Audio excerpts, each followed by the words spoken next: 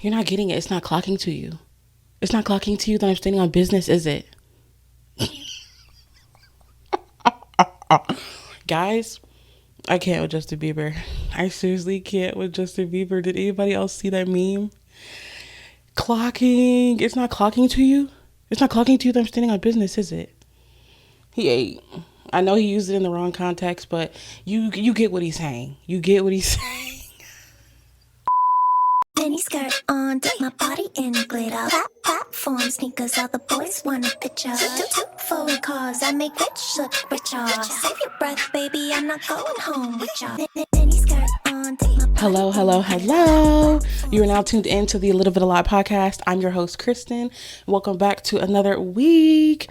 Oh my goodness, guys. This week has been absolutely insane. Yet another crazy week. I had my trip to Chicago, and then in between that, dealing with all of the Love Island chaos has been quite a lot. So it's like, we got some things to talk about. Like, let's not waste any time and let's get straight into it, because the last time that I talked to you guys, I had talked about episode 7.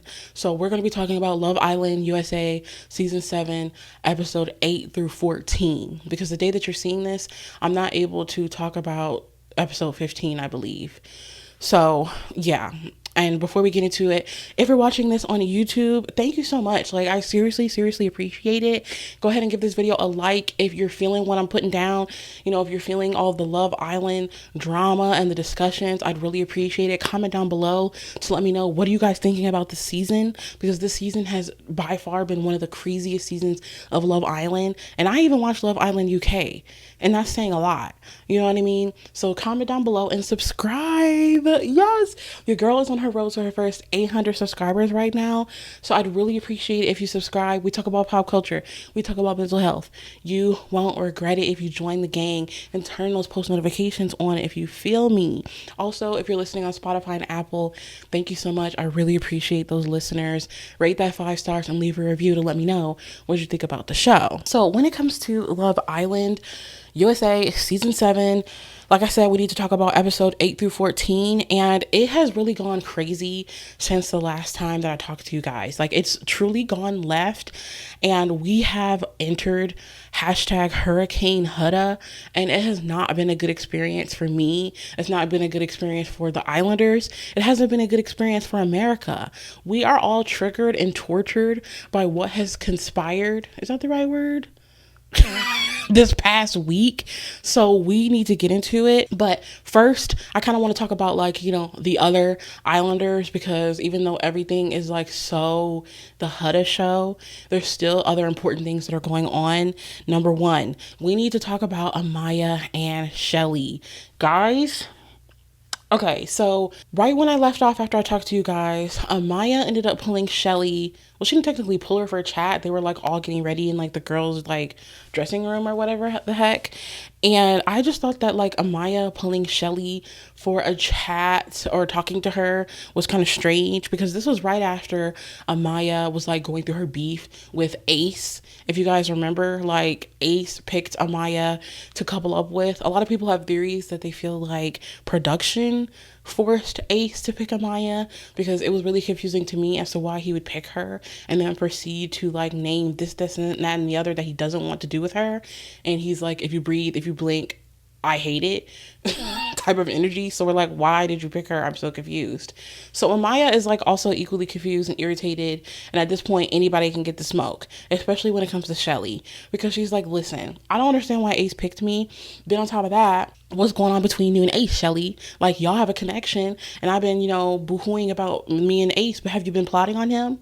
And Shelly's like, girl, get the freak. Like, I am not plotting on Ace. Like, he's plotting on me. Like, you're mad at me because he likes me, is really just kind of the energy that it's giving with Amaya. And I just really didn't like that. That kind of put a bad taste in my mouth. And then on top of that, when she was arguing with Ace, when she was arguing with Shelly, she was talking over everybody, not letting anybody get a chance to speak. And it's like, I understand some of Amaya's crash out was like understandable. It's like, why did you even pick me then? And on top of that, like, Ace was being really nitpicky with a lot of the things that he didn't want her to do, especially when it came to like calling him babe. And she's like, I'm sorry, I can't help it. But at the same time, it's like, Amaya, like, let's just take a chill pill for a second at the same time. You know what I mean? So it's like two things can be true at once when it comes to these two. But I just really did not like the way that she was trying to check Shelly. And especially at the fact that, like, okay, at that time, Shelly was actively coupled up with Austin. And then you're yelling at me at the fact that you're not doing so good in your couple and that partner your partner coupled up with likes me. But let's talk about the fact that you also like the person that I'm coupled up with too. Like, Amaya and Austin had a connection, and to this day, as of episode 14, Shelly still didn't really know about the connection between Austin and Amaya, and she still doesn't know about the fact that they had a kiss. So it's like, you putting all this rah rah rah energy at me, but you're not letting me know that you kissed Austin. I feel like it's kind of a red flag, in my opinion. So I'm like, right. But anyway, I just thought that was kind of strange. So I wanted to make sure that I noted that as my thoughts. Also, I am really, really sick and tired of all of Austin's confessionals really just being him complaining about being in a love triangle with Ace and Shelly. Like, oh my goodness, like every single time that Austin comes on and starts complaining about those two, it's like, I can't take it anymore. Like, the first time when he was saying it, like, I understood, you know, he's like, Ace is playing games, like, just go after her if you want her. Like, I understood his, you know, his frustration to a certain extent. But then it's like, every single time you do your confessional, you're complaining about this. It's like, okay, then go, do what you need to do to pursue your other connections. Like, you don't have to stay in this love triangle if you don't want to. And then it kills me. I'm looking at my notes, guys, for those who are watching on YouTube, because I had to make sure I organized all my thoughts for you guys. It just kills me how when he does one confessional, he complains about the love triangle, and then he'll talk to Shelly about it and be like, yeah, like, I'm really not feeling this love triangle. And then she gives him reassurance, and then he's like, oh, actually, I'm feeling a lot better about our connection, and I feel like we're moving in the right direction. It's like, then what is it, Austin? Do you feel like you're making progress with Shelly, or are you sick of the love triangle and you want to give it up? Like, what the freak? And I already don't have a lot of tolerance for him just for the fact that he's a Trumpy. So it's like, we needed to get Austin away from Shelly anyway. Like I've been saying every single week, hashtag free Shelly. So Austin's really a chop, and like, that's been really getting on my nerves. It's like too much back and forth with that. I'm also sick of the fact that Shelly has to constantly give this man reassurance every single morning. Like, how much more reassurance can she give you? She's explained time and time again the exact same thing. I'm feeling you, I'm feeling him, I want to explore both connections. Like I said just a second ago, if you don't want to deal with that no more, then you can let me know that, and then we can split ways, and then I could just focus my energy on Ace. Like, girl, like, I don't understand. Like, not once has Shelly had to give Ace any type of like reassurance. He's just been going after what he wants. He's been stepping it up, trying to think out the box with these little stupid hibachi breakfast dates, which those have been kind of gagging me. It's like, I understand you're in the villa, so you have to like be creative and like come up with different ideas, you know. And I kind of had thoughts about like Ace with this as well, because it's like, once again, you could have just chose Shelly in the first place instead of choosing Amaya. And then after you choose Amaya and you realize it's not going to work out with her, which, once again, I low-key think that he either chose Amaya because production made him, or he chose Amaya to make Shelly mad, and then it backfired because she like really didn't care, because she's like, okay, I thought that was weird that you chose her, but I'm still not going to chase after you. Then he like started applying pressure, and it's like, okay, you could have been doing that from the jump. So I thought that was kind of sus. And when I said that, the girlies on Threads were like coming for me, and it's like, girl, please. Like, at the end of the day, the tea is the tea. Like, yes, I understand Ace said he wanted to explore his connections, but it's like, you could have been applying this pressure with Shelly from the jump while exploring your connections. Those two things can't exist at the same time. So honestly, Ace is no longer my client. Austin's never been my client. Amaya is not my client. And honestly, I'm just, you know, kind of over his antics with his little breakfast dates. But at the end of the day, Shelly likes it. And Austin tried as well. But, you know, clearly he's just not really winning.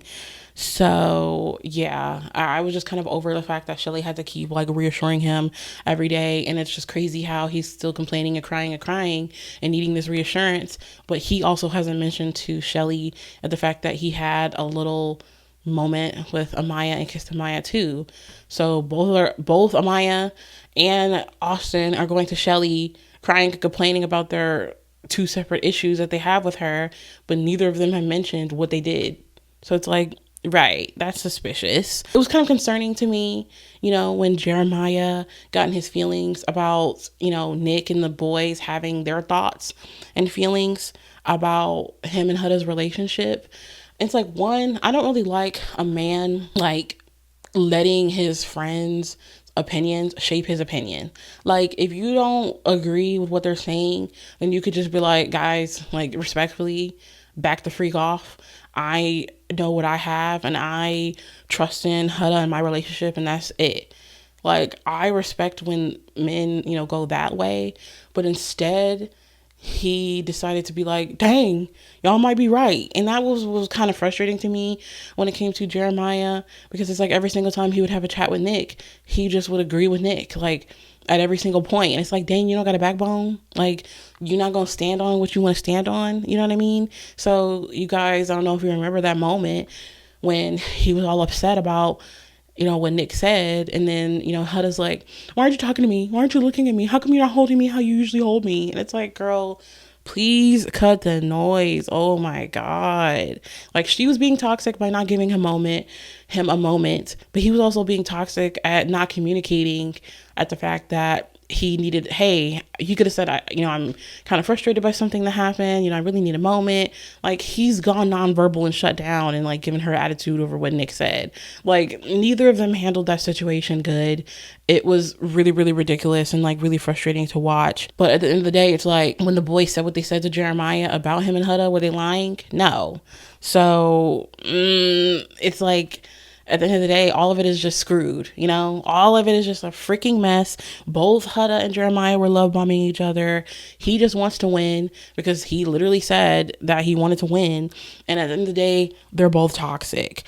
Also, I really was gagged at the moment when Huda told Nick that she was a mom so that Jeremiah could have somebody else to talk to about the situation. It's like, girl, oh my God. Like, are we not noticing that there's a pattern of behavior and isolation when it comes to Huda? Like, this man has nobody to talk to about anything that they ever go through.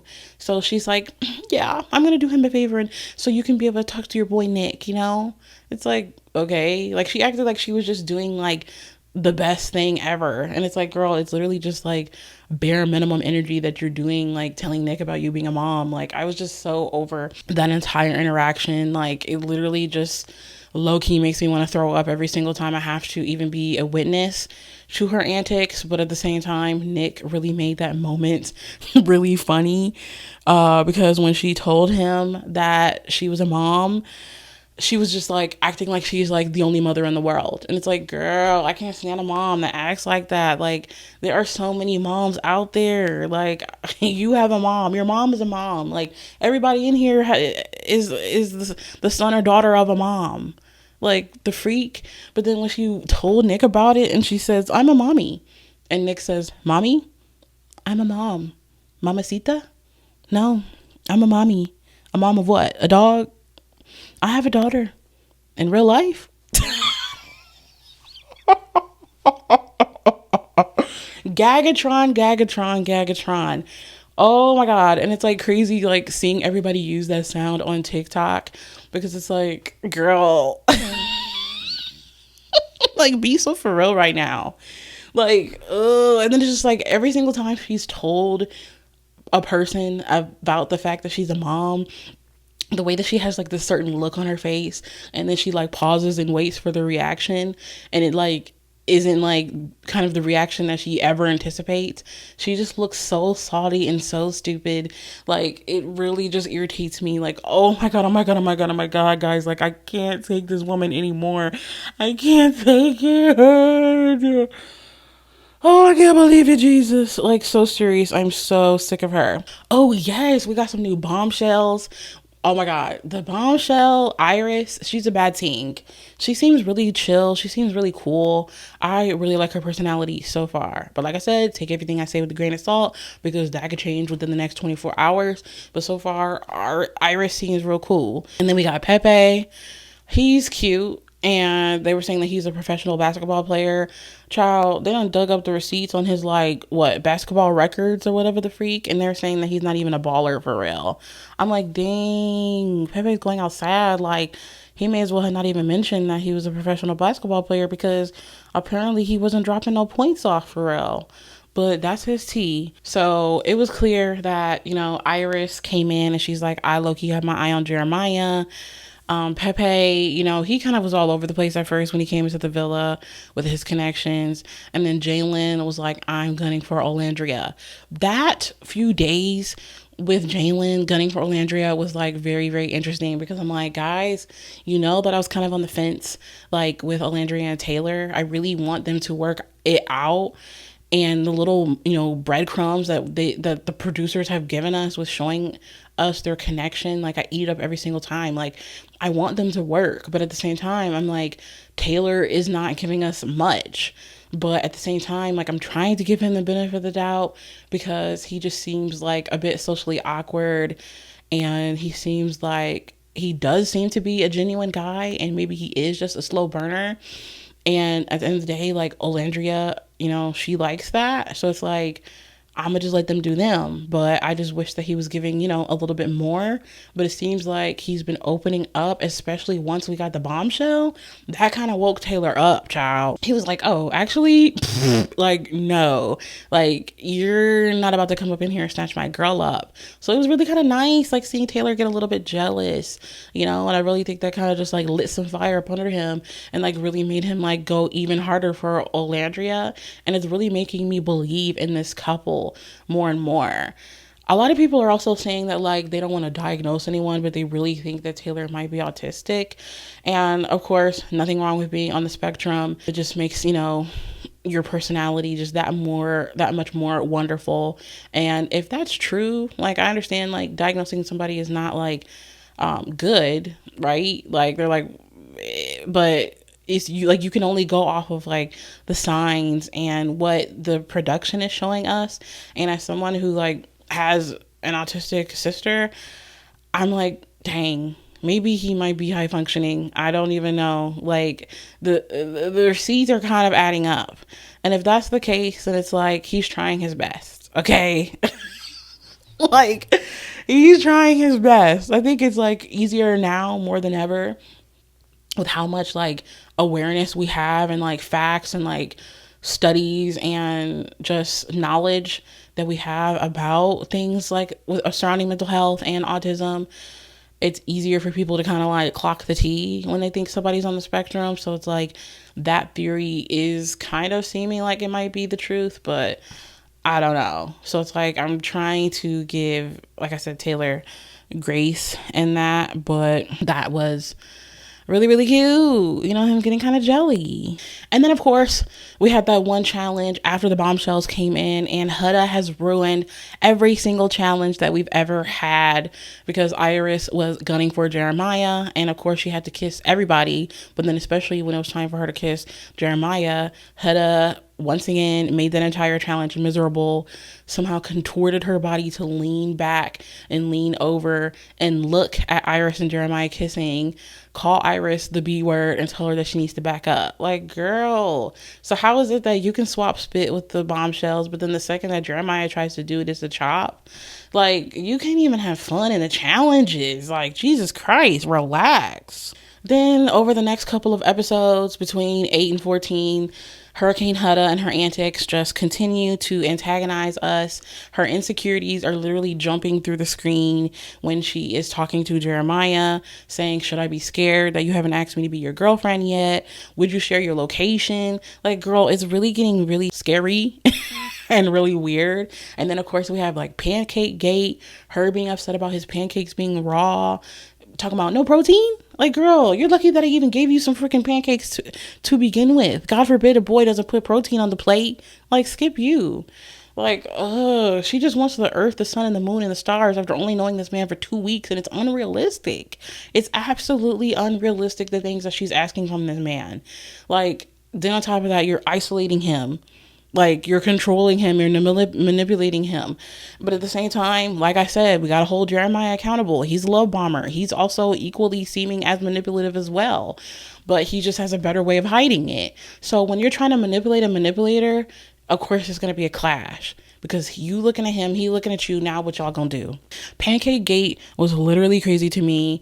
Like, all of her complaints, then her to turn around and ask Taylor to make her some pancakes because she wasn't happy with Jeremiah's pancakes, was so toxic. Like, girl, get the freak. If you weren't happy with the pancakes, you could have just told Jeremiah that, and I'm sure he would have made you some more. Like, stop being a freaking weirdo. Then, like I say, antics continue. She continues to isolate Jeremiah when he was like getting mad and had a moment where he was talking to Iris and let her know, like, yeah, like, I would be kind of interested in sharing this experience with you and like getting to know you. And at the same time, but like, I also don't want to rule out what me and Huda have going on just because we had a rough morning. So I'm kind of like in a sticky situation. And then of course, that's when Huda's like, what? You told her about our problems? You don't need to tell anybody about our problems. And it's like, girl, that is literally like relationship 101 red flag. Like, you're genuinely telling me that I'm not allowed to have an outlet whenever me and you are going through the gags is crazy work. Like, so controlling. Also, we had the moment where the bombshell Pepe was kind of like finally made his like decision on, okay, I'm really gonna hone into my connection with Hannah. And it's like, it's not our fault that we ended up voting for Hannah to be with Pepe based on the way that she was acting. Like, she was literally making guacamole with Charlie, left him, went up to the speakeasy, sat on top of Pepe's lap and started making out with him. So we're under the impression that, oh, okay, you want Pepe. And then when they have the recoupling and she ends up getting coupled up with Pepe and then Charlie gets voted off, you would have thought somebody died, child. Hannah was distraught. Them zooming in on her crying the next day, like laying down with the picture of her and Charlie in the photo booth, was like so theatric. Like, like, give her an Emmy.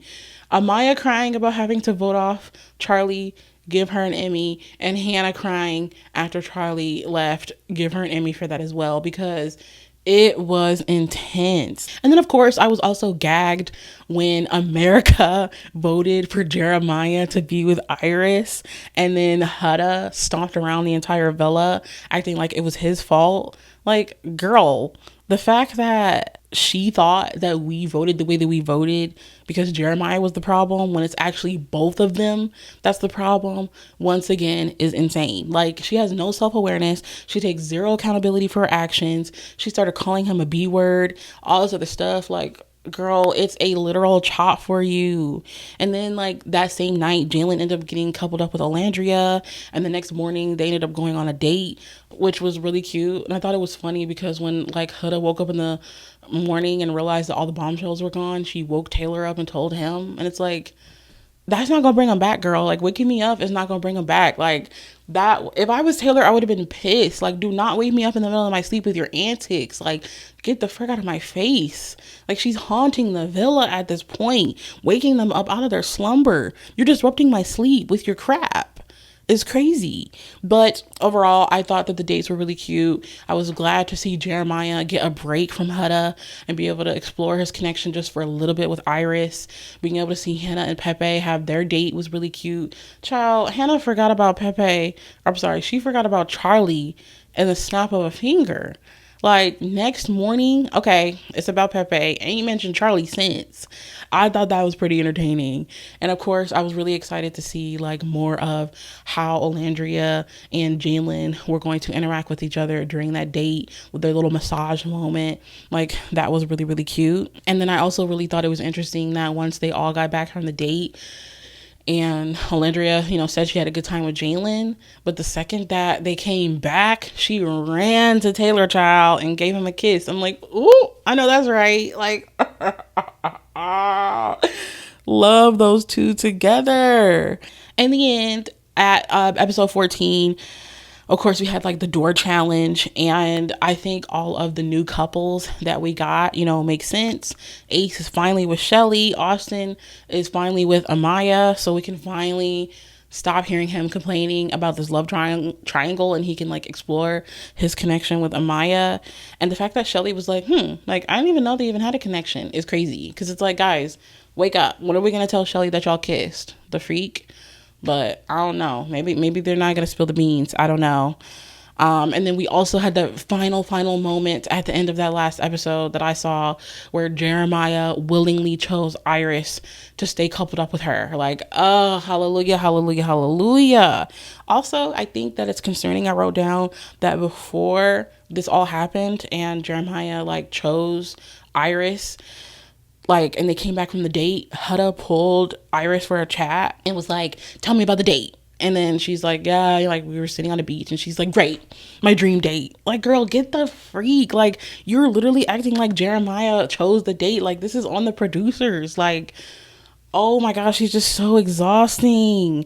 And then like the fact that Pepe and Jalen were like really uncomfortable with the fact that Iris was now left alone with Huda and went down and told the other girls like, hey, could you please go up there so she doesn't have to be alone, was seriously alarming. Like, these two bombshells do not feel safe with their bombshell sister being left alone with this woman. Like, production, HR, knock knock knock, are you guys hearing this? Are you guys seeing this? Like, this is a problem. Like, the other islanders are concerned for another islander's safety because of this girl. Like, what? And I just feel like overall Nick calling out Huda's antics and episode 14 was like so refreshing, like being able to like see them all sitting together and kind of just being like, yeah, like we're tired of hearing Huda complain about her stuff with Jeremiah. Like, at the end of the day, we have our own connections and our own gags that we're trying to explore and we're trying to, you know, get through, and her sucking all of our energy out every single day with her nonsense is really exhausting. So I really like that, like, Nick was kind of like the ringleader. And that, again, Nick is not my client, but at the end of the day, I understand that he's really the one that's the most, why he's the one that's the most, like, outspoken about his problems with Huda's energy affecting all of them, because he's a Pisces and I'm a Pisces. So, like, we're really big on, like, somebody, like, disturbing our energy. So the fact that he's just like, guys, like, this is not okay. And he voted for Huda the first time for her to leave, and she's still here, is like, I'm sure he's so over it. So when the end of the episode came and Jeremiah chose Iris, and that left Jalen and Huda like vulnerable to be voted off yet again. This is the second time Huda is almost about to be voted off. Nick stood on business. Okay, I'm gonna choose for Huda to go. Why did almost every single islander then choose to stand behind Huda and save her? Like, guys, at this point, it's literally 2025. We cannot continue to keep getting away with this. You guys cannot get away with this. Skip the OG, islander loyalty. Who cares if she's one of the first? Who cares if she's an OG? Y'all were all collectively saying that you're tired of her antics and then proceeded to keep her. Is crazy work. Like, I was literally so sick and distraught about that. I thought for a second that we were finally going to be free. And y'all chose to keep her. You guys chose to let her stay? Huh? So it's like, y'all are talking about y'all tired of her, but apparently you're not that tired. Apparently you're not that freaking tired, because if you were, all of y'all would have stood on business and kept Jalen.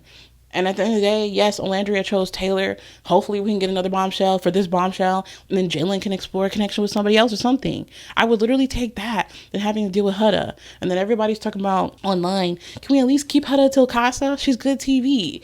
At this point, I don't care about her being good TV.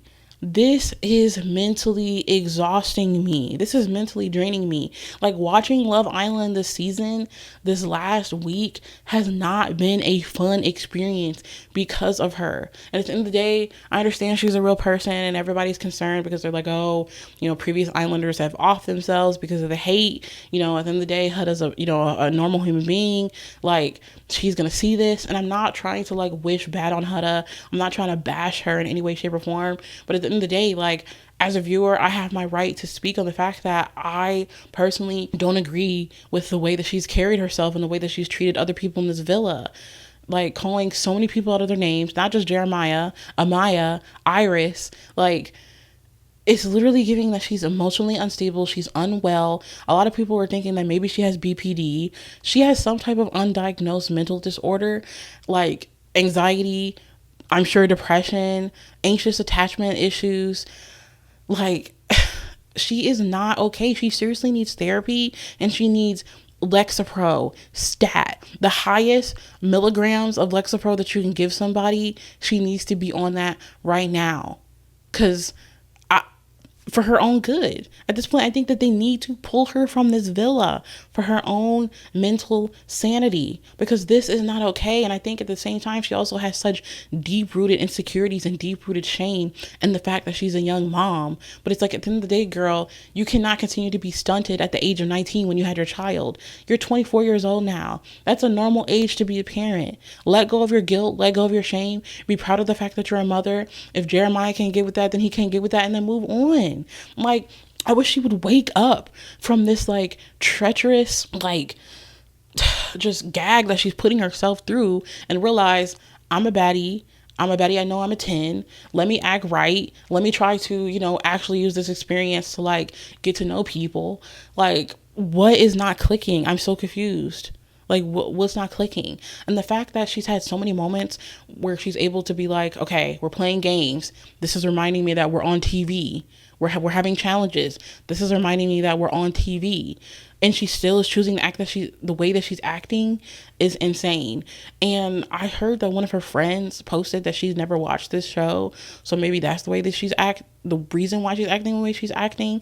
And she doesn't understand that the whole purpose is to be able to be in a couple, but like, it's okay to like kiss other people. It's okay to have other, connections.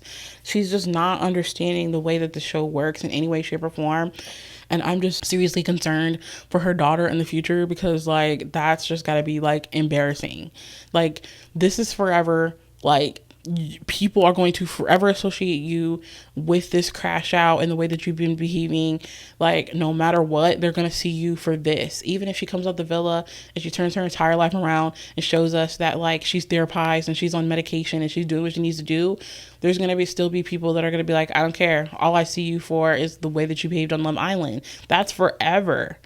So it's just like really, really, really concerning. And I really think that for the sake of everybody else's experience in there, that she needs to go, because everybody's being like, the girls need to keep her accountable. How come every single time she's crashing out, the girls don't say nothing? But it's like, girl, because it's not their job. It's not their responsibility.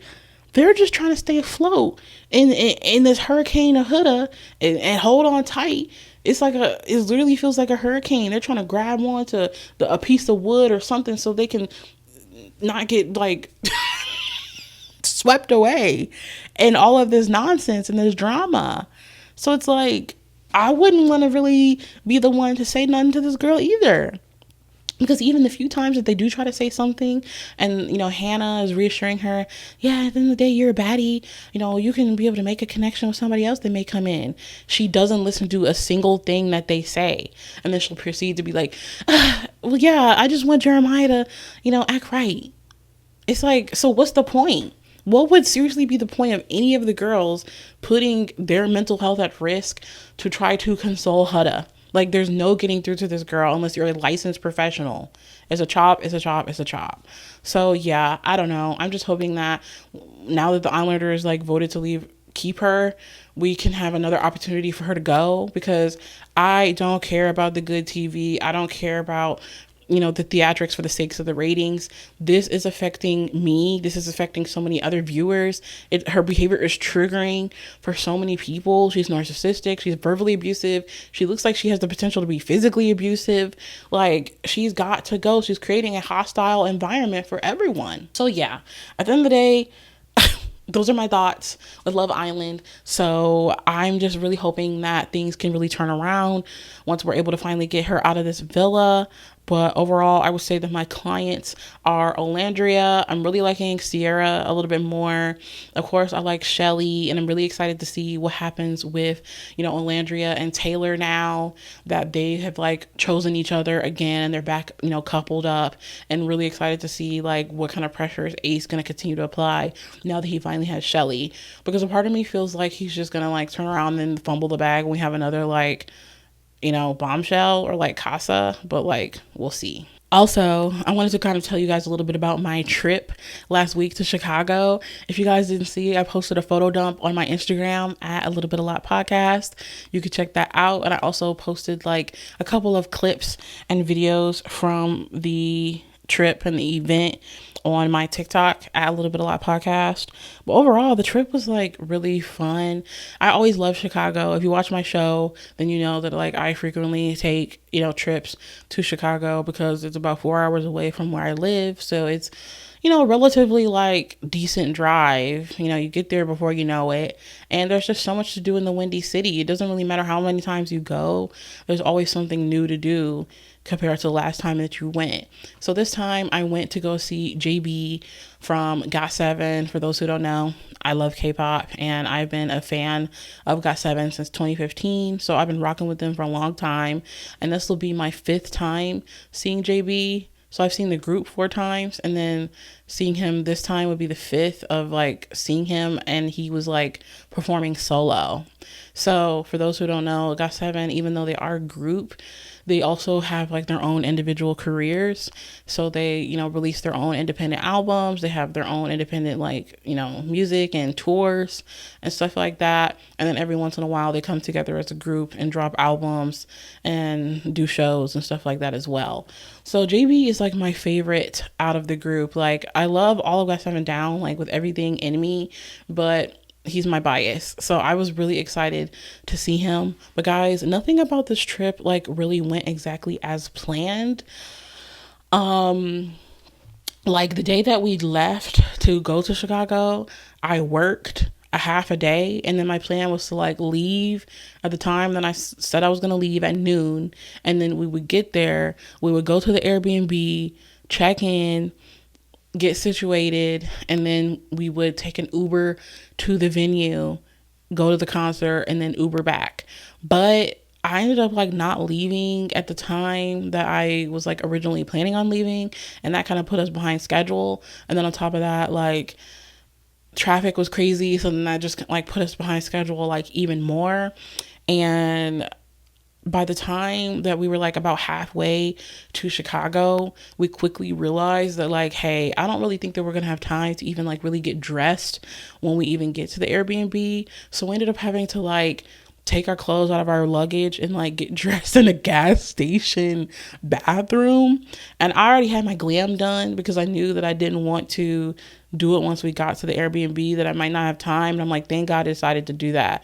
So my makeup was already done, but we ended up having to change into our concert outfit. We got back in the car, got gas, and then after I drove the first half of the trip, then my mom took over for the last half. And so we're like, okay, so now once we get to the Airbnb, we're gonna have to move quick, order that Uber, and go straight to the venue, because we needed to get to the venue no later than 4:45 because we got VIP. So the VIP came with a sound check before the concert, and then you have the concert, and then after the concert you have a Q&A session, and then you also have a high and buy meet and greet. So they were like, if you get there after 4:45, you'll miss the sound check. So we're looking at the time that it's saying that we're going to arrive, and we're like, I don't think that we're going to be able to like even make it to get to the Airbnb to Uber to the venue. Like we might have to actually go straight to the venue. And that was a big problem for me because my mom is just like, love you down, like love her down, no shade, no tea, but she's a really anxious girly, and she like has a lot of driving anxiety. And especially when it comes to like the city, in Chicago, I just did not like the idea of my mom like having to take us to the venue and like navigate like driving, in Chicago. But like I had already done my like first half of the drive and I was literally tired.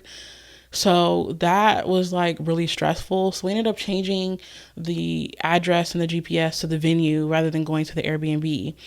And then basically once it's closer time for us to like get to the venue, like I said, we had to be there by 4:45. It was saying our arrival time was 4:16. So I'm like, okay, we'll be good. We'll get to the venue at 4:16.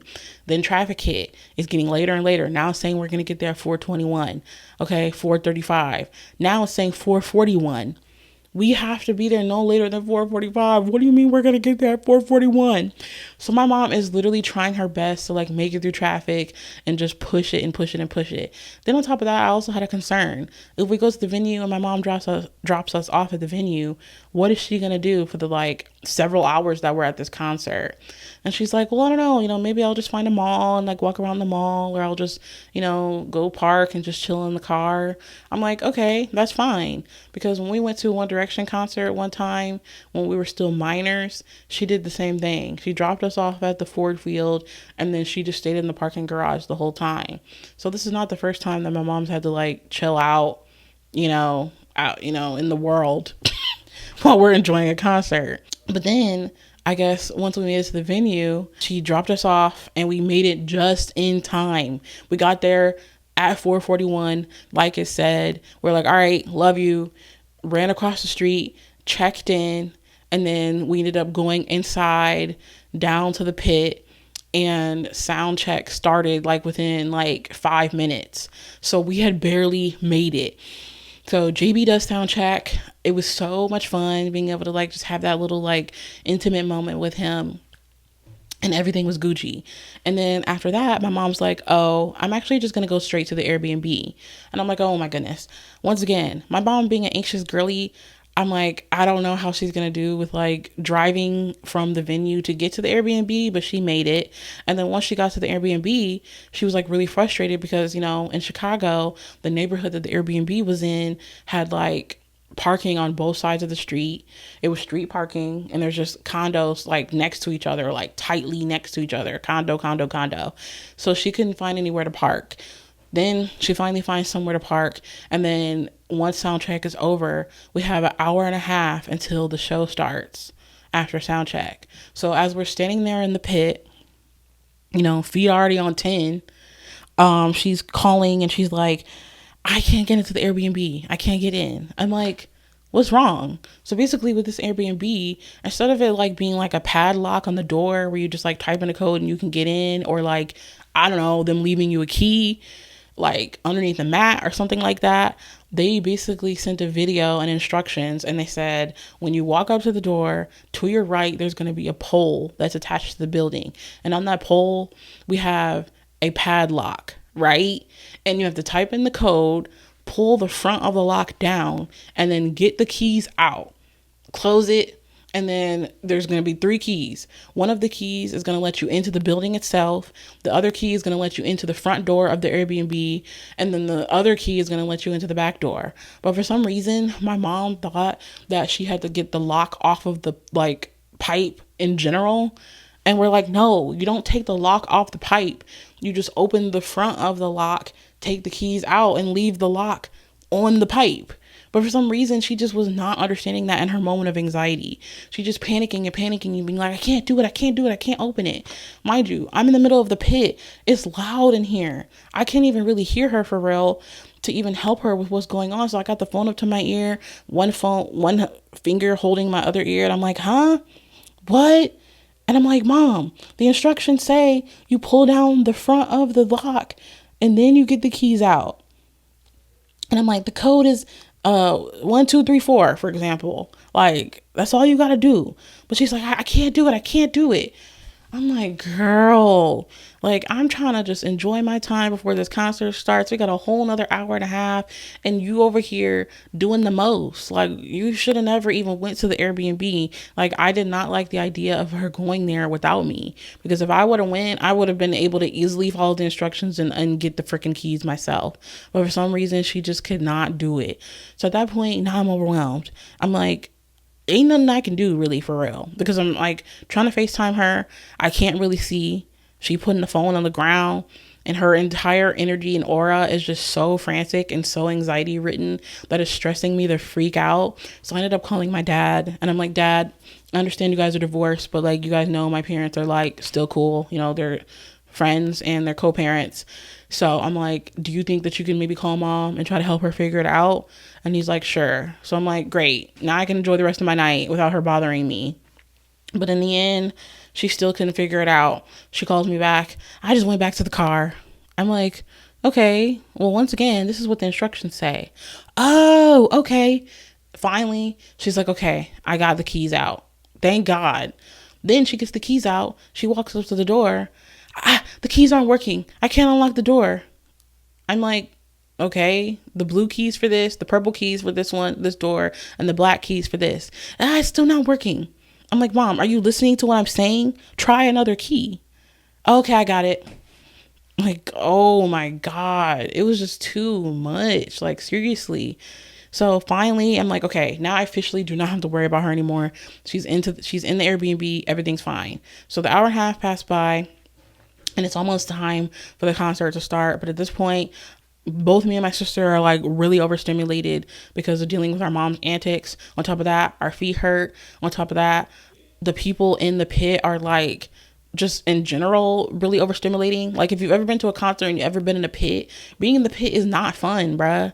Like, it's a lot going on. It's just literally like overstimulation station. Like, I don't like it. And as somebody who's like neurodivergent and has ADHD, and my sister's also neurodivergent and has autism, like, we be ready to crash out down there. So I'm already like, man, I want to go home, and the concert hasn't even started yet, and she's feeling the same way.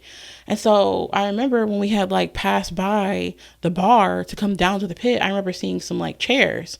So I'm like, I think we should like look into see about those chairs back there so we can like get out of this pit, because I can't take being down here no more, you know? And my sister's like, okay, so I'll go check, you know. I'm like, okay, you stay here, I'll go check it out. I walk up to the security. I'm like, hey, you know, what are those seats back there for? Oh, you know, they're for ADA. For those who don't know, like, ADA seating at a concert is basically like a reserved area for like people that have disabilities, wheelchairs, etc. So I'm like, okay, well, my sister has autism and like she's really overstimulated right now. Like, quite literally, my sister was like crying. Like, silently crying over in the middle of the pit. Like, we barely had any room to move. People are squishing, trying to get past. It's just so much going on. I was like, so do you think that we could, you know, get in the ADA section? And he was like, oh, you have to go ask my supervisor out there, and you have to bring her with you. So I called my sister and I'm like, okay, well, they said in order for us to like see if we can get the special seating, we have to like be willing to lose our place in the pit. And she's like, okay. We go in the hallway. I'm trying to figure out who we're supposed to find to talk to about this. And I hear 3 of the workers talking to each other. And one of them mentioned something about ADA seating. And this black guy is talking to this older white lady. And he's like, yeah, you know, these girls, they want ADA, but they don't have like the pass. So can they still sit in the section? And so I'm like, oh, excuse me, you know, I was gonna ask you about the ADA as well. Like, are you the person that I need to talk to? And then the black guy's like, excuse me, one moment. I'm like, okay. Like, so I'm like, right. And then my sister's like, right.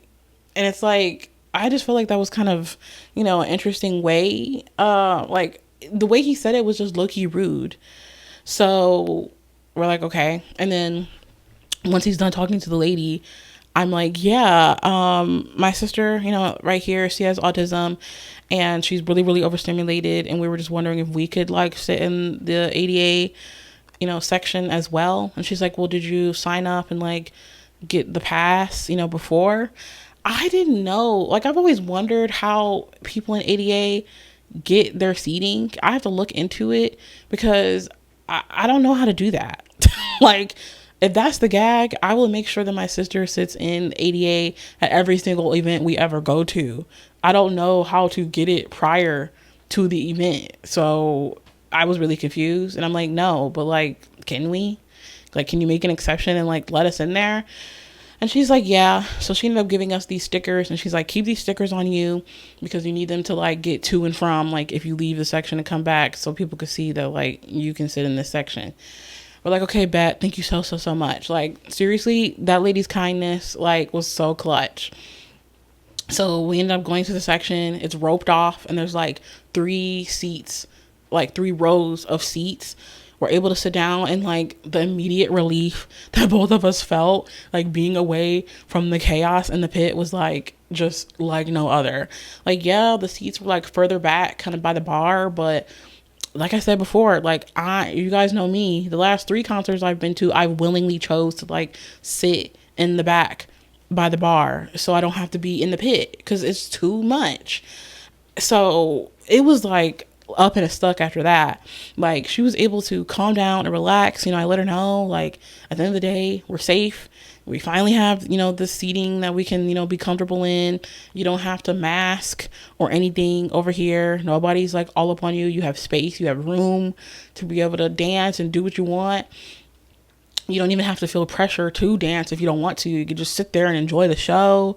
Like, you're good. And then as far as mom goes, I know that was overstimulating, but we're fine. Like, she's in the Airbnb, she's okay, everything's gonna be Gucci. And then after that, I ended up getting her something to drink. And she also, like, normally when she goes to a concert, she wears earplugs because the noise is like really loud and overstimulating for her, but she didn't bring them.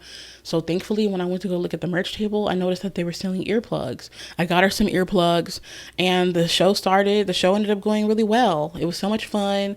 And I was glad that I was able to, like, leave the 88 section and, like, go down to the pit when I wanted to, like, on my own accord, but still be able to come back and sit down and enjoy the show with her as well. So throughout the show, like, whenever it was, like, my favorite song, I would go down there so I could, film a little bit closer, and then I'd go back to my seat. And after the show was over, then we had the Q&A, and he answered about 5 questions, and then that's when it was time for the high and bye. So for those who don't know, the high and bye is basically just we all stand in a line, and then JB kind of stands behind this, like, barrier, and we walk past him and we just wave at him and say hello, and then you're done. They used to be high touch where we would walk by and give them a high five, but after COVID they got rid of that, so now we just wave. So I was really excited for that. And then when it was my time to talk to him, I walked past and I said, "Hi, JB." And I said, "Thank you so much for being the best leader." And he's like, "Aw," like, he looked like he was really, really touched and just, like, gagged at what I had said. So it was really, really nice to be able to, like, thank him for all he's done for us, in this group, because they left their company and all are signed to different companies now. So I know that it's, like, really, really hard to still maintain being a group while also all being signed to different companies. But every single time they come together and release their album and do their shows, like, he really takes his, role as a leader seriously and makes sure that everybody's good and everybody's taken care of and that everything goes smoothly. So I really, really appreciate him for everything that he does. So it was really nice to, like, finally tell him thank you for that. And this wasn't my first time having, like, VIP, meet and greet with him. I've had it before, but I just never thought to, like, thank him for his service up until now. So another great interaction with JB under the freaking books. I know that's right. And then ended up getting kind of crazy again, because once we left and the concert was over, we all went outside and I went to go order the Uber so it could take us to the Airbnb. But for some reason, the Uber was saying that we needed to, like, meet the Uber driver at some, like, pickup spot. But, like, I don't know where I'm at. I don't know where this spot is. And I was trying to ask some of the girls that were, like, waiting around for their Ubers as well, like, where is this? And they were like, "Oh, we think it's over here." And we, like, tried to walk down the sidewalk, but it was, like, creepy and it's nighttime, so we're like, okay, maybe we should go back. So we couldn't figure it out. And in the end, we ended up getting 3 different Uber drivers, and every single one of them ended up canceling on me because I could not figure out where I was supposed to go to pick them up. And then the last one that I had was, like, spoke in Spanish, so I kept trying to call him, he wouldn't answer, and then he's writing me back, but it says that it's being translated from Spanish, and he's like, "I'm at the address you said to pick you up at." And I'm like, "Listen, I know that, but technically I'm at the Riviera Theater and I need you to pick me up there, not wherever it's trying to make me go." But he was like, "I don't got time for this," and he canceled my ride too. So at that point, we're, like, one of the few people that are, like, outside of the venue now, because after all this 3 Ubers canceling on me, everyone's pretty much gone. So it's getting later and I'm like, okay, we might actually end up having to call my mom, and unfortunately she might have to get back out in the city and come get us. Then on top of that, the homeless people were starting to come out, and one of the homeless guys walked by and started trying to talk to my sister and asking her about fried chicken. And I'm like, okay, let's kind of go over here so we can get away from the strange man, like the freak. So in the end, my mom ended up unfortunately having to get out the house and come get us. And then we ended up ordering some DoorDash. We got some Raising Cane's delivered, but the DoorDasher ended up getting to the Airbnb before we got there. So I'm like, just leave it at the door. And then once we finally like got to the Airbnb, my mom lost her parking spot. So we ended up having to like basically park like half a block away from the Airbnb and like walk like at night in the dark, scary sidewalk to get to the Airbnb. So like that was kind of spooky. And then once we finally got in the Airbnb, I realized that the Airbnb was not like the pictures, guys. This will be my third Airbnb that I've stayed at, and I did not like it. The first two that I stayed at were so nice. I'll talk about chandelier, lighting, like just really, really, really nice. Like you got what you paid for. But these pictures must have been taken when they first got this building, because at this point the place was raggedy. Like I'm not even trying to be bougie or nothing, but like it was crazy. And the Airbnb ended up being like $500 cheaper than it would have been to stay at a hotel. So that's the only reason why we stayed there, because like the prices to stay at a hotel in Chicago at this time of year are literally insane. But in the end, we walking around, we killed at least 5 spiders just from within the first few minutes of like me and my sister being there, let alone the 2 that my mom killed for the few hours she was like in the Airbnb by herself. I go into my room because it was 3 bedrooms, so we each had our own room. Hella gnats. Like I killed like 6 gnats. Like it was literally just not it. And then on top of that, like you go into the shower and the bathroom, there's like black mold on the ceiling in the shower, and we're like, bro, this is not it. The neighborhood just doesn't really seem like it's the best. On top of that, the Airbnb itself, the condo is not nice for real, like that, like at all. We do not feel comfortable here. We don't really feel safe here. And then on top of that, I'm now riddled with extreme guilt because, you know, as a people pleaser and a eldest daughter, I always just put so much pressure on myself. And I felt really bad because I'm like, I'm the one that chose and paid for this place. Maybe I should have chose something else. But ultimately, I had to give myself some grace and just understand that, like, I couldn't have known that this place wasn't going to be it. Like, and unfortunately, like, you just have to be appreciative. Like at the end of the day, we could have stayed somewhere like a lot worse, and at least it was somewhere where we could lay our heads. So we were kind of like spooked and felt kind of unsettled like the entire time that we were in there. And for some reason, my sister thought that we were actually leaving the next day, but I'm like, no, we're leaving the day after tomorrow. And that kind of like sent her into a spiral. And she's like, girl, I do not want to stay here for another day. And in the end, I had to kind of like think about it. And I'm like, I don't really want to either. Like, I do not like this place. It's not nice. So I thought about it, and I just had to really like think about like what my therapist always tells me. And in the past, whenever I've been like at a concert or an event and I'm not really comfortable, there's been so many times where like I force myself to thug it out or like stay just because I already paid for the experience.